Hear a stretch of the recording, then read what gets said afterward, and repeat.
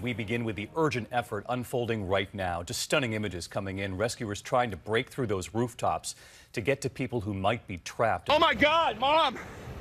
And this evening, this video just in, the son who was trying to get his parents out of the family home, running into the home, just as the rain and the mud came crashing in. That powerful torrent of mud and boulders destroying 100 homes, mangled cars and downed power lines in Montecito. The area now without electricity or water. The Coast Guard using helicopters because the roads are unpassable. ABC's Matt Gutman leads us off from California tonight. Tonight, with the death toll relentlessly rising, the race to find at least a dozen residents still missing. Convoys of search and rescue vehicles rolling in.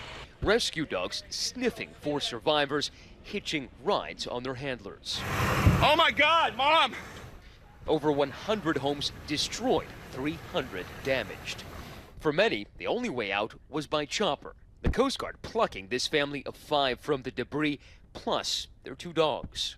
From the ground here, you get a sense of how deep this mud is and how difficult it is for first responders. That house completely buried, but you can only see the scale of this from the air. This debris field goes down hundreds and hundreds of yards.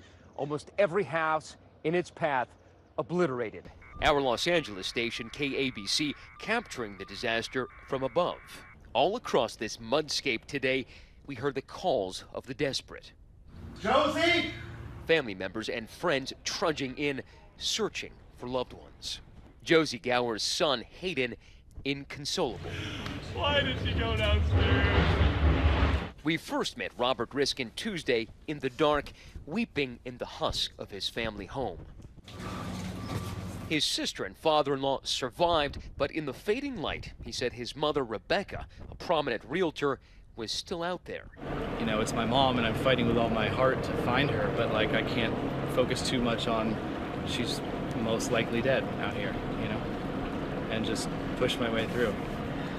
This morning, he was back. Family members forming a search party. The reality crushing. We just need the rescue personnel to come down and help us look is what we're hoping. The Thomas Fire denuded the nearby hills of vegetation that might have absorbed the rain. And when it came, the rain was biblical. 0.86 of an inch in 15 minutes is an unprecedented rainfall on any ground surface, much less a fire-burned watershed. All that water surging off the bare hills, funneled into Montecito's dry creek beds. When you see the size of these boulders, it gives you a sense of the power that forces these giant rocks and these giant trees downstream. Oprah Winfrey surveying the damage to her property too. So there used to be a fence right here. That's my neighbor's house, devastated. The death toll now at least 17. It includes Roy Rocher, the founder of the St. Augustine Academy, swept away from his home. And Matt Gutman joins us live from Montecito. Matt, just incredible destruction. I know there are still evacuations underway in some parts tonight. There's also fear the number of missing could go up.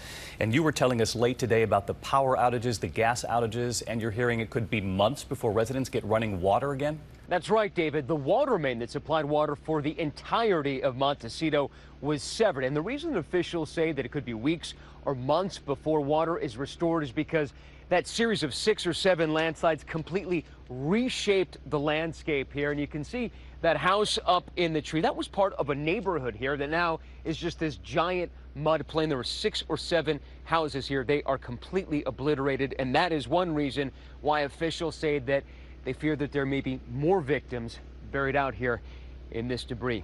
David. And you were telling us that mud is like wet concrete, and we can see it right there from your live shot. Matt Gutman, leading us off. Matt, thanks again to you. And as this race against time continues tonight, the storm that triggered all of that destruction there is now on the move. There are real concerns about significant snow coming to much of the country and ice storms as this now marches across the heartland. So let's get right to meteorologist Rob Marciano tracking this part of the story tonight. Hey, Rob. Hey, David. You know, not every storm gets across the Rockies from California, but this one is strong enough to do that, and it's meeting up with other problems. Already blizzard one is across the northern plains, cold air driving south, and mostly snow across north of I-70. Not a whole lot. I think the bigger issue is going to be some icing. We're going to get moisture off the Gulf of Mexico. St. Louis might get some icing. Paducah, Memphis, Nashville, Louisville, early Friday morning and Friday afternoon late. Heavy rain over that snowpack across the Northeast. Could see some flooding north of New York City, Baltimore, Binghamton, Albany, Boston, all could see some flooding Friday afternoon, and then the cold come back, Dave. All right, on the watch through the end of the week and thinking about California tonight.